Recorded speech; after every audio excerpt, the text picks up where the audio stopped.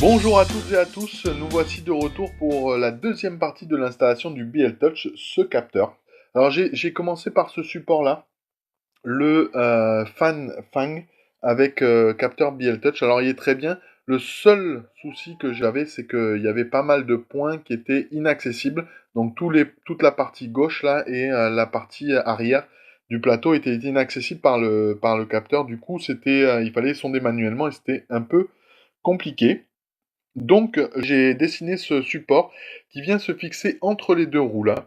Alors, quand on installe physiquement le capteur, il faut vraiment vérifier, voilà, je vais mettre une photo ici, à bien avoir la distance entre la fin de la buse et la fin plastique du capteur. Il faut vraiment respecter cette distance de 8 mm pour les nouvelles versions ou 8,3 mm pour les anciennes versions. Et pour ce faire, j'ai coupé moi un petit bout de carton type carte postale ou carte de visite un peu rigide pour pouvoir mesurer et avoir vraiment la distance idéale. Alors on peut l'ajuster avec des rondelles, avec comme on peut, mais le mieux c'est d'être vraiment au plus près de cette distance optimale pour un bon fonctionnement du capteur. Ensuite, on passe à la partie branchement. Alors, en premier lieu, d'ailleurs, on va voir une photo qui s'affiche, qui résume bien le branchement du capteur. Il faut tout d'abord inverser les fils, ici. Voilà. On a trois fils, donc signal plus et moins. Alors pour moi, le plus et le moins, c'était le rouge et le marron, donc j'ai dû inverser le rouge et le marron. Ensuite, il y a le fil noir et blanc. Donc là, vous avez plusieurs solutions. Il y a les Dupont qui sont livrés avec, que vous pouvez utiliser, et les rallonger avec des nappes, comme ça. Il y a des nappes 5 fils, je mettrai en lien, qui sont parfaites, puisque on a 5 fils pour le capteur et 5 fils sur la nappe, donc une nappe pour le capteur. Et ça nous amène sur la carte. Alors pareil, je vais mettre des photos parce que là, ça va être difficile de zoomer. Mais il faut bien remplacer le capteur de fin de course Z, donc le Z- ici. On va le remplacer par le fil noir et blanc, sachant que le fil noir doit se brancher sur le picot du milieu et le blanc sur le picot du bas. Voilà. Ensuite, pour les trois fils, on va venir les brancher ici au niveau des picots cerveau sur les trois picots de gauche, en commençant par en haut le fil rouge, ensuite le fil marron et le fil signal tout en bas. Donc le fil orange pour moi. On a bien plus, moins et signal à brancher. Je mettrai des petites photos là pour accompagner mon discours. Et surtout, fiez-vous à cette image, voilà, qui résume vraiment parfaitement la manière de brancher le BL Touch. On passe sur l'écran et on va configurer le firmware et régler le capteur. A tout de suite. Nous voici de retour sur le bureau pour configurer dans un premier temps le firmware. Alors pour configurer le firmware, c'est assez simple, on ouvre le logiciel Arduino avec Marlin chargé dedans.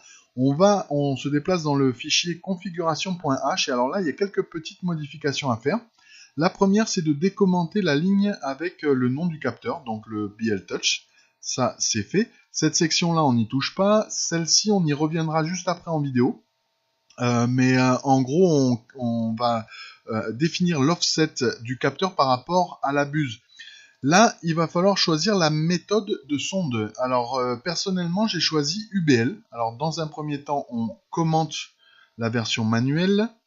On décommente UBL, voilà. Alors, UBL, pourquoi elle rassemble un petit peu le meilleur des trois autres méthodes. Elle est un peu plus compliquée à mettre en œuvre, mais à l'utilisation, elle est plus simple et surtout plus rapide. Donc une fois qu'on a commenté, on a décommandé ça, on est prêt à utiliser le BL Touch. Alors la dernière petite chose à savoir, c'est au niveau des points de sonde, du nombre de points de sonde. Ils sont configurés ici. Alors ils sont le nombre de 3 par défaut. Pour faire les tests, c'est pas mal. Je vous conseille de rester à 3. Et d'ailleurs, si vous avez des points de sonde manuels, je vous conseille de pas augmenter trop ce nombre de points parce qu'après, manuellement, c'est très compliqué à sonder. Par contre, si vous arrivez à sonder complètement le plateau automatiquement, vous pouvez faire les tests à 3 et puis ensuite progressivement augmenter à 9 puis à 15, sachant que plus vous avez de points de sonde, plus la grille créée sera précise. Donc il ne nous reste plus qu'à passer sur l'imprimante pour configurer l'offset du capteur. Donc on va commencer par faire un G28 pour remettre tous les axes à 0. Une fois qu'on a fait ceci, on va faire G1 X100 Y100 pour placer la buse au-dessus du centre du plateau, au-dessus de notre croix. Une fois que la buse est bien centrée au-dessus de la croix, on prend le boîtier de contrôle et là on va bouger les axes pour placer le capteur au-dessus de la croix.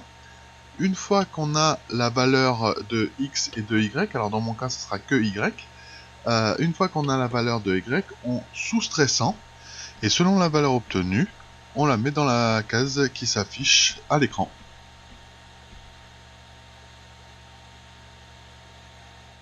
Donc nous voici de retour au niveau du firmware, il ne nous restera plus qu'à renseigner les valeurs obtenues à ce niveau-là, vérifier et téléverser afin de permettre à l'imprimante d'avoir toutes ces informations. Donc là on est paré à utiliser le BL Touch. Maintenant il va nous falloir passer avec Repetier Host, je le connecte. Et là, on va créer le maillage qui va permettre à l'imprimante de savoir où sont les défauts au niveau du plateau et du coup ajuster en fonction de la position de la buse. Alors la première chose à faire à nouveau, c'est un G28. Ensuite, on va faire G1, X100, Y100 et Z0. On envoie. Et alors là, on voit que la buse n'est pas à la position 0, ne touche pas le plateau. Et il va falloir estimer plus ou moins la distance qui sépare la buse du plateau. Alors dans mon cas, c'est aux alentours de 1,5 mm. Et alors là, on va utiliser une commande, c'est la M851. Et on va lui dire, le Z doit être plus bas de 1,5 mm dans mon cas. Ajustez bien cette valeur à votre cas, parce qu'en fonction, il ne faut pas que ça descende, il ne faut pas que ça aille toucher et forcer sur le plateau, ça pourrait casser le verre ou endommager le plateau, etc. Donc, dans mon cas, c'est 1,5 mm, donc je fais Z moins 1,5, envoyer, et alors là, je note que le décalage de Z a bien été pris en compte, donc là, je recommence, G28, Z, alors là, je vais pas le mettre à 0, je vais le mettre à 0.1. Pourquoi? Parce que je vais vouloir aller passer la feuille dessous afin de vérifier la hauteur, la distance entre le plateau et la buse. Donc, une feuille de papier faisant approximativement 0,1 mm. Je place Z à 0,1. Là, voilà. Et là, je vais vérifier que la hauteur est bonne. Alors, c'est pas bon. Il va falloir que je décale plus Z, donc vers le bas. Donc j'augmente progressivement, je refais M851, Z-1.6. Voilà. Le décalage a bien été pris en compte. Là, je refais la procédure, donc G28. C'est encore pas tout à fait ça. Donc progressivement, je vais augmenter. Alors, je vais vous passer toute la procédure, parce qu'elle est assez longue. Je sais que ma buse doit être à moins 1,68, je dirais. Donc là, je vais faire M851. Donc Z moins 1,68, voilà. Donc là, je répète à nouveau la procédure. Et là, on voit que la feuille de papier passe tout juste dessous en ayant suffisamment d'accroche, on va dire, entre la buse et le plateau, ce qui fait que je suis à 0,1 mm. Donc là, maintenant, on note cette valeur et on la garde. Donc dans mon cas, moins 1,68. La deuxième chose à faire, et là, ça va prendre un peu de temps, selon le nombre de points que vous allez avoir à sonder, il va falloir sonder tout le plateau avec le capteur. Donc la méthode pour le faire automatiquement, c'est G29 P1. En lançant cette commande, l'imprimante va sonder tous les points sur le plateau. Alors ça va prendre un peu de temps, on va le passer en avance rapide, mais on va voir toute la procédure pour un mesh de 15 par 15, donc 225 points, c'est parti.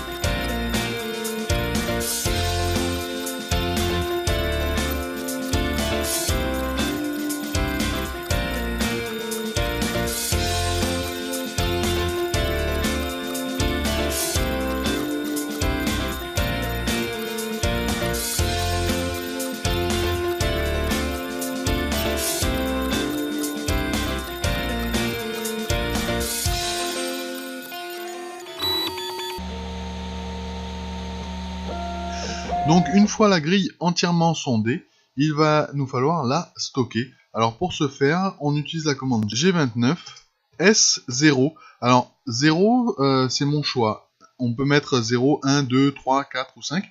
C'est le numéro du slot dans lequel on va stocker la grille. Donc pour moi, je le stocke en G29 S0, donc sur le slot 0. Mesh saved in slot 0. Donc très bien. Il me reste plus qu'à sauvegarder le tout sur l'imprimante, donc M500. Et voilà, le tour est joué. Le mesh, donc la grille, est disponible maintenant pour être utilisée. On n'a pas besoin de la faire à chaque début d'impression. Bon alors très bien, on a tous les paramètres, on a l'offset de Z qu'on a stocké, dans mon cas c'est moins 1.68. On a créé et stocké le mesh dans le slot 0. Maintenant, qu'est-ce qu'il faut? Il va falloir informer le trancheur. Donc là, on peut se rendre sur l'onglet trancheur de Repetier Host. Personnellement, j'utilise le moteur Cura. Dans configuration, on va dans G-code, ici. Et alors là, on va remplacer cette ligne de code par 3 lignes de code que vous connaissez. Enfin, 2 donc, que vous connaissez. Donc la première, c'est M851. On va lui dire à chaque début d'impression d'objet que notre offset est de moins 1,68. Donc là, il va le prendre en compte à chaque démarrage d'impression. Ensuite, on va lui demander de faire un G28 pour mettre tous les axes à 0 et avoir le paramètre précédent en ligne de mire. Ensuite, pour activer le mesh, il va falloir faire le code G29. On va lui dire que le mesh est localisé dans le slot 0, donc L0. On l'active, A. Et ensuite, on va utiliser F5, dans mon cas, selon le nivellement d'origine, si les différences entre les points sont marquées ou pas. Plus les différences sont marquées, plus on va augmenter cette valeur. Cette valeur permet de progressivement retourner à un niveau 0, c'est-à-dire qu'au bout de 5 mm, dans ce cas-là, il aura progressivement absorbé les aspérités du plateau. Donc, on va remplacer les 3 lignes de code là. Là, le G28, on va rajouter ces 2 lignes de code supplémentaires, donc M851 avec notre valeur, G28 pour prendre en compte le M851, et G29L0AF5 pour activer et lui définir la position du mesh. Donc ce qui est bien, c'est que du coup, on n'a pas besoin de sonder à chaque début d'impression. En fait là, il a en mémoire le mesh et il va l'utiliser à chaque impression. Alors rapidement, je vais vous montrer dans les autres trancheurs où ça se situe. Pour Slicer, c'est dans Printer Setting. Ici, on a le G28 là qui a été remplacé par les 3 lignes. Voilà. Dans ID Maker, il faut charger un objet. Donc là, j'ai chargé un cube. Je vais dans le trancheur, dans les paramètres. Non, pas Duplicate Edit. Dans les paramètres avancés. Et là, j'ai pareil G-code. Donc hop, je dois avoir voilà du G28 ici, G28. Donc là, je vais remplacer le G28 par ma ligne de code. Donc là, on est prêt. Il reste plus qu'à... Alors pour vérifier le mesh, voir s'il est valide, ce que je fais, personnellement, je vais dans Repetier Host, vue 3D, là je vais charger un objet, donc le cube. Un cube tout bête, hein, sans rien, sans fioriture. Et alors là, au niveau de... Je vais lui mettre une taille de 90%. Et je vais déverrouiller ça parce que ici, je veux qu'elle ne fasse que 0,2 mm. Donc 0,1 ici. Et là, je vais avoir un cube qui va faire quasiment tout le plateau et tout plat. Donc maintenant, si je le tranche avec ma version test, alors j'ai enlevé... j'ai aucune couche du dessus, aucune couche du dessous, et j'ai un remplissage à 7%. Donc là c'est parti, on peut le trancher. Voilà, et là on voit, ici, hop, montrer les couches. Hop. Ah, là j'ai plus d'une couche. Ah, c'est 0, oui, je me suis trompé. Au niveau de la taille, c'est 0,01. Ok, tranché. Et donc là maintenant, je devrais avoir une couche, voilà, qui va me valider mon mesh en gros. Donc voilà la méthode pour configurer le capteur, le BL Touch. Alors c'est pas simple, c'est un peu compliqué, et surtout quand on n'a pas la méthode complète de bout en bout, ce qui était mon cas, j'ai dû aller chercher les informations à droite, à gauche, et faire un remix un peu. C'est pour ça que je fais cette vidéo. C'est aussi pour ça qu'elle est un peu longue. Elle nécessite pas mal d'explications, mais j'espère en tout cas que ça vous servira et que vous arriverez à faire fonctionner ce capteur, car beaucoup abandonnent l'utilisation de ce capteur parce que il est compliqué à mettre en place. Alors comme d'habitude, si cette vidéo vous a plu, n'hésitez pas à mettre un petit pouce vers le haut. Si elle vous a pas plu, un petit pouce vers le moins. En tout cas, si vous avez des gens qui sont intéressés autour de vous, n'hésitez pas à en parler. Et surtout, abonnez-vous. Je vous dis à très vite. À bientôt. Ciao, ciao.